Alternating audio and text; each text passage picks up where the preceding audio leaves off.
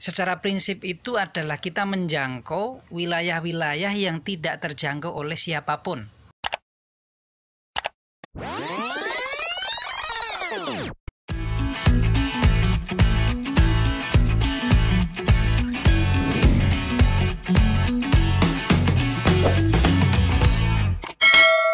Selamat pagi, siang, sore, atau malam nih teman-teman dengerin atau lihat tayangan kita tentang Arkom Talk kali ini. Nah, video kedua ini kita udah punya nama nih. Waktu pertama kemarin kita emang belum punya nama kan. Nah, sekarang kita punya nih serialnya namanya Arkom Talks.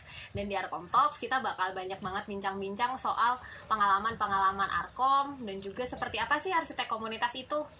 Nah, seperti janjiku sebelumnya bahwa di Arkom Talks ini kita bakal ajak banyak orang buat ngobrol yang bakal sharing-sharing juga kayak gitu. Nah, di sini kenalin sekali lagi, aku Nisa, dan di sini aku nggak sendirian tentunya. Sekarang nggak cuman berdua juga, lebih ramai lagi.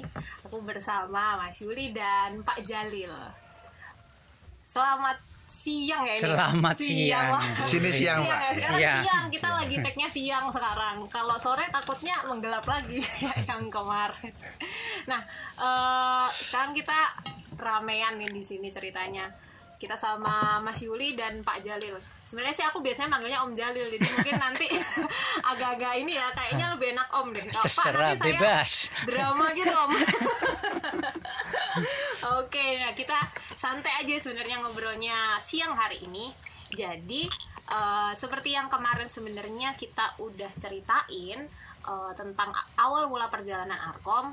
Salah satu mungkin apa ya, kayak batu loncatan pertama nih, kayak momentum pertama Arkom itu kan waktu di Merapi ya Mas. Waktu itu Mas Yuli cerita kan ya, kita jalan ke Merapi, dan waktu itu Mas Yuli juga sempat cerita beberapa hal tentang awal mula proses di Merapi, dimana waktu itu pada tersebar di seluruh Indonesia gitu kan katanya teman-teman. Nah, mungkin aku pengen denger sekarang nih dari Om Jalil nih. Mungkin kalau sama Om Jalil aku agak-agak nervous. Agak-agak grogi. Nah, Om Jalil waktu itu kan sama-sama dari Aceh juga ya, kayak Mas Yuli juga kan? Iya, betul. Waktu itu. Veteran Aceh. Kita bilangnya veteran Aceh. Kita veteran Aceh. Nah, waktu itu apa sih yang membawa Om Jalil juga akhirnya datang ke Merapi? Waktu itu Om Jalil lagi di mana dulu nih? Kayaknya kan katanya tersebar. Bisa cerita dikit nggak Om nih? Ya, kalau dari mana waktu itu, yang jelas ada di rumah gitu kan. Di rumah kan keluarga besar saya kan sebenarnya di Muntilan situ, di Magelang. Jadi ketika mendengar berita bahwa di Merapi ada erupsi dan abunya tercurah salah satu ke rumah saya, kampung saya. Oh, sampai ke rumah Om Jalil? Iya, sampai ke rumah. Jadi mesti saya segera balik, lalu bagaimana ibuku gimana ya gitu kan. Karena dia pasti tinggal sendiri, tapi ibu saya sudah lanjut sendiri pulang, beresin lah semuanya, yang bersihin abu-abu itu di atap langit itu, di atap rumah itu udah nggak mungkin bisa kalau hujan pasti banjir lah, itu mampet itu loh. Nah, saat itu lalu kita juga lama kan kontak-kontakan sama Juli sama teman-teman yang lain gitu loh. Udah mulai kontakan nih berarti waktu itu ya? Sudah ya. Sudah kan? Nah, terus kita di mana ya semuanya, karena dulu tadi di awal dicerita kita semua dari Aceh kan, semua begitu Aceh selesai ya mencoba bagaimana bergerak masing-masing gitu kan. Nah, dari proses itu lalu mencoba menyatukan, wah ini menarik sebagai sesuatu peristiwa alam ke peristiwa alam lain. Tsunami Aceh, peristiwa alam yang seperti itu, saya pikir itu kelas olimpiade di mana dunia semua terlibat itu loh. Iya, semua datang ke Aceh. Datang ke Aceh dan menjadi perhatian dunia, nggak kalah, maksud saya tidak kalah dengan peristiwa acara dunia olimpiade, dunia olahraga gitu kan. Tapi ini soal kemanusiaan. Iya, betul. Kemudian di Jogja dipanggil oleh Merapi untuk membuat terjadilah event yang seperti itu juga gitu kan. Itu menantang kita untuk bagaimana membuat sesuatu di dalam satu proses alamiah yang kayak begitu, sehingga kita bekerja lebih bermanfaat. Bagaimana gitu. Terjadilah sesuatu yang kita sama teman-teman saya, Yuli, ada Lili, ada Mbak Atun, ada beberapa orang, banyak itulah. veteran itu tadi. Itu ke Merapi. Ke Merapi kita juga nggak ngerti sasarannya yang mana, karena semua orang kan itu tersebar di mana-mana. Kemudian juga ini yang penting ada orang yang perlu ditolong, sebisa kita tolong gitulah. Begitu kira-kira. Itu awalnya kayak gitu ya. Gitu. Kita nggak menentukan lokasi ya. Nggak menentukan. Jadi panggilan, karena memang di awal kayak di podcast pertama kita juga ngobrol sama Mas Yuli nih, juga ngomong bahwa ada prinsip di situ kan ya. Tadi mungkin Om Jalil bilang kemanusiaan, terus juga ya bagaimana bisa bermanfaat itu tadi kan. Nah, mungkin juga bisa cerita nggak sih Om sama Mas Yuli juga nih, kan tadi datang ke sana. Seperti yang kita tahu sebenarnya kan Merapi itu selalu tidak pernah ingkar janjinya tuh kan, sama biasanya 5 tahun sekali kan. Merapi tidak pernah ingkar janji kan, begitu. Cuma yang ingkar janji bukan Merapi. Sekarang tuh udah lama dia tidak menyapa kita gitu kan. Sebenarnya waktu itu kan karena memang itu jadi bencana 5 tahunan sebenarnya. Itu pas datang kondisinya kayak gimana ya Om? Mas Yuli juga mungkin bisa cerita masyarakat di sana pas kita datang itu kayak gimana, dan apakah waktu itu datangnya tuh waktu nggak tahu mau kemana tuh bareng-bareng atau udah tersebar gitu? Mungkin Mas Yuli dulu nih yang jawab. Ya, kalau di awal ya early emergency itu kan memang yang waktu ketemu Kang Jalil itu ya kita ke Muntilan, ke Magelang, ke Sleman, sampai ke Boyolali, Klaten sini kan. Jadi kita tuh sporadis kan itu kan. Semua di sok sibuk itu loh, dijelajahi gitu kan. Nah, itu yang karena memang sebaran pengungsinya itu masif sekali. Ini kan terbesar kan kalau dikatakan periodisasinya Merapi meletus memang 5 tahun itu kan yang periodisasi kecil, tetapi ternyata yang kemarin 2010 itu termasuk yang erupsi besar itu, yang erupsi besar itu 50 tahunan. Nah, itu yang kemudian kenapa dampaknya sangat gede gitu, masif di beberapa kabupaten kota gitu. Nah, sehingga kemudian ketika kita pertama ke Muntilan itu kan duluan pakai kendaraannya Tomo itu kan. Pakai mobil hijet putih itu kan. Tadi hujan abu pakai wipernya udah sampai nggak bisa gerak itu, jadi kita pakai botol aqua dicorin di kaca kayak gitu-gitu. Jalan-jalannya gini-gini, naik mobil bisa gini-gini, lucu lah. Licin kan karena kan hujan kan. Nah, tapi kita tuh ya karena masih kita punya pengalaman betul di di Aceh, tetapi di early emergency itu sama sekali nggak terpikir bahwa ini soal pendekatan harus gini. Kita punya pengalaman di Aceh. Berarti kalau di early emergency harus kayak gini. Itu sama sekali nggak terpikirkan. Jadi kita memang sporadis kemana-mana, tetapi kemudian setelah kemudian kita beberapa lama kan kemarin saya ceritakan, kemudian kita kelihatannya ini enggak deh kalau kita ngayai di tempat nyebar di semua lokasi gitu kan. Terus kan baru kita nggak punya energi, kita orangnya cuma segini gitu kan. Akhirnya kan kita kemudian kemudian merefleksikan apa yang kita pernah lakukan di Aceh. Ini kelihatannya kita mending cari tempat yang paling terdampak gitu ya. Terdampak di sini juga ada di Plesetan Gunung Kidul sini kan. Ya, sampai di situ kan. Pengungsi kan? Dari mana ya? Dari Bakalan mana itu? Atasnya Bakalan itu ya. Daerah Bakalan. Ke situ juga dulu. Iya, kita itu ke situ. Menyebar semuanya berarti. Kita itu menyebar ke di mana sebenarnya dari ciri khas dari kegiatan waktu itu ya kita mungkin awal Alkom ya. Kita itu secara prinsip apakah waktu itu aku agak lupa udah pakai nama Arkom atau belum. Secara prinsip itu adalah kita menjangkau wilayah-wilayah yang tidak terjangkau oleh siapapun. Oke. Jadi itu satu hal. Udah dipegang. Itu tanpa kita omong, aku dengan Juli pasti geraknya begitu. Itulah kira-kira gitu. Jadi mana orang-orang yang tidak terjangkau oleh fasilitas kata tanda kutip bantuan ya. Itu pasti kita sasar di wilayah-wilayah itu. Nah, salah satunya yang di Plesetan itu satu kampung yang sangat yang terisolasi betul. Jadi kita pun juga waktu itu nggak punya sumber daya untuk katakan Bapak Ibu ini bantuan dari kami nggak punya. Yang di bawah hanya kartu remi.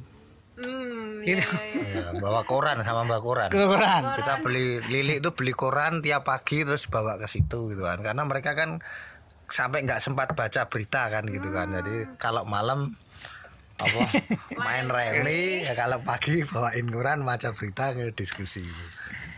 Karena mereka itu kadang-kadang kan oke, logistik juga perlu, tapi teman ngobrol itu ya nggak kalah penting itu gitu loh. jadi bagian healing juga ya. Bisa jadi jadi begitu. ya. Jadi waktu itu awal-awalnya adalah itu salah satu modal ya. Kita punya kartu remi, punya koran dan seterusnya kayak Berarti gitu. menariknya itu teman-teman veteran Aceh yang Arkom yang belum Arkom juga sih udah ada Udah, Arkom belum sih, waktu itu? udah Oh, ya? ya? Udah. Udah ada, masih awal-awal lah. Awal lah, masih awal itu. Senjatanya tuh bukan bawa bantuan tapi bawa kartu remi sama koran. Iya, itu di awal begitu Ya, kan. karena itu tadi kita kan yang kemarin aku cerita soal building trust itu loh. Iya. Membangun kepercayaan kepada masyarakat terdampak atau survivor atau penyintas itu kan. Nah, itu kan pakai media apa itu. Kalau kita pakai bawa bantuan, orang langsung kemudian menjaga jarak dengan kita. Tetapi kalau kita menemani, ikut ada di situ, hadir dan menjadi bagian yang kena dampak, pakai sarung, pakai ya udah pokoknya tidur di situ kayak gitu. Dulu di Aceh kan juga gitu. Itu akan menjadi secara rasa antara mereka dengan kita akan beda. Jadi percaya gitu, ya. Jadi percaya. Waktu itu terus ditanyain nggak kayak jenengan sinten gitu, maksudnya kan kayak mungkin nggak pernah lihat gitu sebelumnya, tapi kayak berserupa gitu kan, menyerupai mereka gitu kan. Ya pastilah kita dengan lugas juga memperkenalkan bahwa kami siapa, identitas kita nggak perlu ditutup-tutupi. Jalil ya Jalil, saya tukang pijet, malah orang juga nggak percaya gitu kan. Kita prinsipnya di sini karena pengen menemani. Kebetulan kami di rumahnya di sana, kemudian kita tergabung dalam satu kelompok mungkin relawan. Dengan menamakan relawan itu orang sudah sangat menerima pada saat itu, welcome juga gitu loh. Nah, tapi kami barangkali sebagai relawan tidak punya logistik yang banyak-banyak kecuali kartu remi, Pak, gitu kan. Kita main remi ya, malah nggak apa-apa, malah seru kita. Jadi akhirnya ngeblend lah antara kita dengan masyarakat itu. Baru dari situ kemudian kita mencoba mencari tahu sebenarnya dari sini rencananya gimana, Pak, Bu. Dari situlah kita muncul mereka niatan untuk sebenarnya juga pengen pulang, pengen bangun kampung. Tapi kampungnya kayak apa kita belum berani nengok kan waktu itu mereka. Itu lalu 1-2 baru ada yang berani nengok pulang ke kampungnya. Nah, kalau mereka pulang itu seperti ini, seperti bawa oleh-oleh ke kampung, ke ke pengungsiannya itu, menceritakan sana. 1-2 mulai akhirnya orang mulai bergerak. Kira-kira kayak gitu. Itu udah dilokasikan awalnya menyebar itu. Yang proses itu tadi udah di lokasi yang akhirnya milih tadi itu kan masih tersebar kan tadi. Kemana-mana nih sampai kayaknya kelilingnya Merapi itu didatangin semua yang terdampak gitu. Ya ring Merapi itu kan, mulai dari Muntilan, kemudian Sleman yang daerah barat, kemudian Sleman yang di sini, kemudian Klaten, Sawangan, kemudian sampai di Boyolali. Sampai Boyolali juga itu, kan. Nah, tetapi ya itu tadi plesetan itu, kasus plesetan itu sangat menarik. Pengungsi plesetan itu, jadi dia ada di mana? Di Wong Kepuh ya kalau Kepuh. Nah, orang-orang Kepuh itu kan sekitar 7 kilo dari puncak, hancur, habis gitu kan. Nah, mereka kemudian ngungsinya bisa dibilang di lereng Bukit Patuk Gunung Kidul sini kan, plesetan itu. Nah, mereka di situ pengungsiannya itu enggak dalam bentuk pengungsi tenda itu enggak. Jadi mereka diterima di rumah-rumah warga gitu loh. Nah, itu menarik sebagai sebuah konsep. Ini kalau kita ngomong orang nerima tamu gitu loh. Jadi di situ nggak ada kesannya pengungsi. Jadi benar-benar survivor penyintas itu diterima oleh warga, dan kemudian warga yang menerima itu bikin kelompok, kemudian nyari makanan dan seterusnya. Itu kita belajar dari proses itu. Wih, ini menarik sekali nih konsepnya ini, bahwa ada kampung-kampung yang menerima pengungsi dari Merapi. Nah ini kalau ini didesain sebenarnya bisa jadi konsep sister village gitu kan, kita jadi kayak gitu, nggak perlu lagi sebenarnya ada barak-barak gitu loh.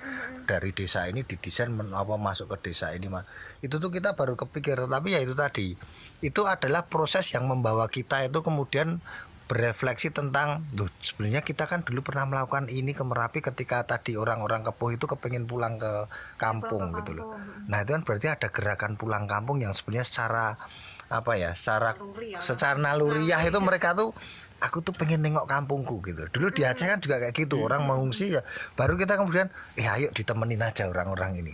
Baru kita kemudian klik, oh iya kelihatannya ini bisa kita lakukan dengan Aceh seperti yang di Aceh itu. Nah kita nemenin pelan-pelan gitu, ya sulit kan masuk ke sana karena dijaga tentara macam-macam. Nyewa harus pakai truk, kita ikut di dalam truk seakan-akan kita menjadi warga karena harus ditanya KTP segala gitu kan. Itu terjadi, tetapi intinya proses itu adalah proses yang sama seperti yang di Aceh ketika orang pengen melihat kampungnya yang hancur, tetapi itu adalah kampung halamannya dan itu adalah tanah kelahirannya, buminya dia. Nah itu yang proses menemukan kembali orang menginjakkan buminya di yang kena bencana itu menjadi sesuatu yang luar biasa. Dulu pertama kali itu sampai merinding kok saya itu. Orang cerita kayak gitu, ini rumahku yang nggak ada dan seterusnya itu. Nah itu membawa kita kemudian, oh kelihatannya ini kita mending dampingi orang-orang ini, warga ini gitu loh. Nah tetapi kemudian dari situ orang-orang ini juga kemudian ngasih tahu kita kalau di sana itu ada orang-orang yang lebih nekat mas gitu kan, dulu kan gitu kan. Nah itu udah ada lampu, ada lampu kecil-kecil, ada orang bakar-bakar itu di atas itu. Nah kita nggak tahu itu yang ngasih tahu orang-orang Kepuh itu. Jadi orang Kepuh ngasih tahu. Itu lebih nekat karena dia lebih dekat lagi gitu loh. Nah kita kemudian aku sama Lili itu ke sana itu sampai nggak berani tuh, di situ masih asap di mana-mana, sapi terbakar di pinggir jalan itu kan. Jadi berapa dari letusannya itu seminggu atau? Oh enggak, itu udah sebulan lebih ya. 2 bulan. Belum sampai. Orang itu kita kan aku, Yuli, Lili, Mbak Atun. Terus di ini kali tengah laut.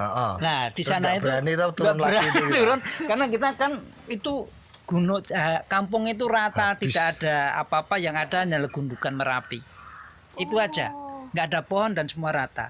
Kemudian kita kan sangat kagum-kagum selama ini tidak pernah melihat Merapi telanjang tanda kutip kayak begitu tuh ya. Kayak begitu kan. Jadi akrab sepertinya kita dengan Merapi itu kan gitu loh. Di balik kengerian itu kan. Nah, kemudian di belakang itu jurang yang dalam kan loh. Jurang yang dalam gini. Saking gumunnya, belakang itu kabut sampai nggak kelihatan. Wah, ini mau kemana? Mau pulang apa gimana? Bingung kita. Itu waktu itu ya. Saking lihatnya gitu. Merapi, ternyata waktu nengok itu di sini udah kabut semuanya. Oh, itu sore-sore. Iya, sore. Sore. Makanya kita terus turun, wadah besok kesini pagi-pagi aja itu kan. Iya. Jadi beberapa kali itu kita mau masuk ke kali tengah lor aja kita bisa dibilang masih merinding lah, ngeri-ngeri sedap lah. Iya. Itu bener orang nggak ada begitu. Iya. Kita mau nyari titik yang lampu-lampu kecil tadi cuman gitu loh. Terus bener ketemu ya gitu kan. Ketemu si Sopo itu, Pak Sopo kayak baru bikin emplek apa no. Nah, itu menarik yang bikin emplek-empleknya itu kan pertama memang kita diantarkan oleh mereka untuk ke situ. Yang menariknya adalah di sana itu kan pertama adalah hanya titik mulut dengan lokasi ini 3 kilo ya. 3 kilo. Hanya itu kampung paling atas, paling dekat dengan itu. Kemudian di sana setiap rumah itu kan hampir semua orang punya sapi sebelumnya, kemudian juga punya bak air ya.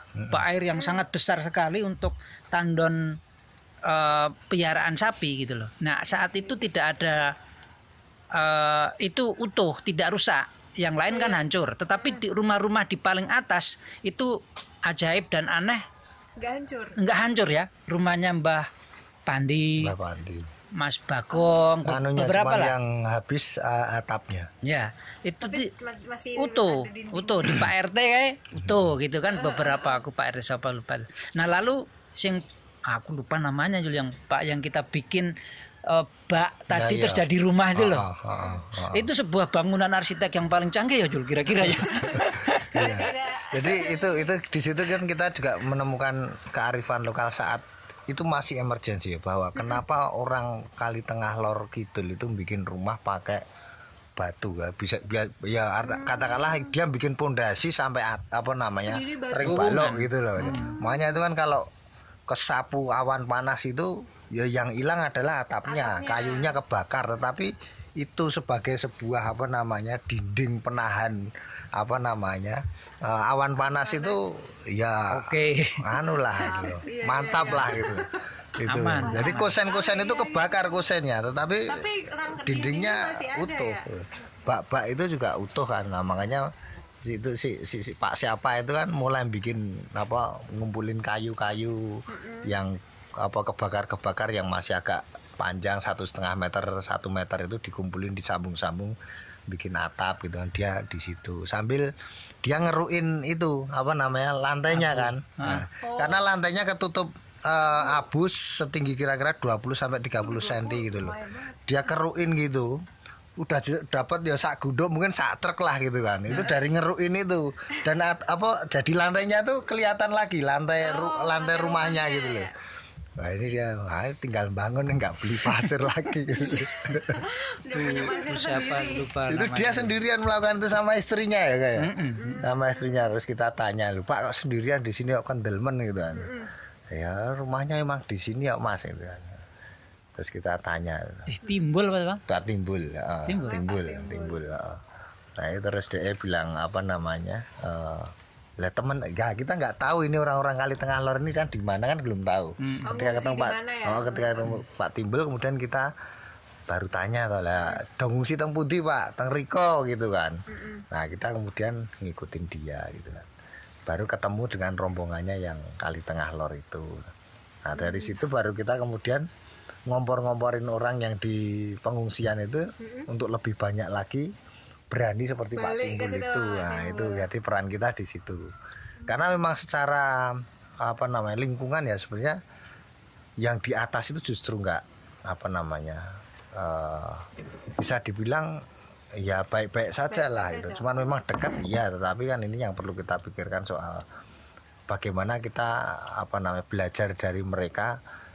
Kenapa kok mereka berani? Kenapa kok mereka tetap mau kembali di situ? Iya, berarti awal mula akhirnya milih si Kali Tengah Lor ini karena melihat Pak Timbul ya. Iya. Salah satunya. Ya Iya, salah salah satunya satu. Pak Timbul dan yang Dan lain. yang Saya lain. pikir Pak Sob Ada beberapa beberapa ya? keluarga lah ya, Iya, tapi yang ingat namanya salah satunya Pak Timbul gitu. Yang ingat itu. Nah itu baru dari situ kita kemudian lebih merasa kuat lagi dan kemudian merasa oh ini sama ini kelihatannya kasusnya seperti yang di Aceh ini. Di Aceh orang dekat dengan laut kemudian diusir, di sini kemungkinan besar orang yang dekat dengan puncak Merapi akan diusir dengan alasan di situ adalah daerah rawan bencana. Tetapi ini ada kenekatan orang, ada bukan nekat ya sebenarnya, tetapi ada keterikatan orang dengan penghidupannya di situ yang nggak bisa dipisahkan, yang kemudian itu nggak dibaca pemerintah sebagai sebuah kearifan lokal gitu kan. Nah ini yang kemudian akhirnya kita kemudian berembuk teman-teman itu wes kita di sini aja, kita menemani warga di Kali Tengah Lor, Kali Tengah Glidur, Kali Tengah Lor. Kelihatannya ini akan ada potensi penggusuran atas nama bencana alam gitu, kan gitu.